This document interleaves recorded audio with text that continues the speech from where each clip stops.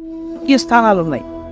ఆ 8 సౌభాగ్య స్థానాల్ని పొరపాటున కూడా కాలుతో తొక్కడం కానీ, కాలు తగలడం కానీ, నోటితో నింద చేయడం కానీ, విమర్శించడం కానీ, తక్కువ చేసి మాట్లాడడం కానీ చేస్తే అటువంటి వారు ఉత్తర జన్మలయంలో అమ్మవారి యొక్క అనుగ్రహాన్ని కోల్పోతారు.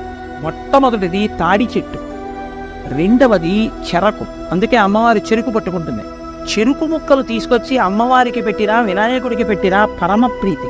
కాబట్టి చెరుకుగడ, తాడి చెట్టు, రూపుమారిన పాలు అంటే జున్ను కాని పెరుగు కాని. నాలుగవది ఉప్పు. ఉప్పుని ఎన్నడూ నింద చేయడం కానీ, ఉప్పుని తిట్టడం కానీ చేయకూడదు. నాలుగవది ఉప్పు. ఐదవది అనుములు.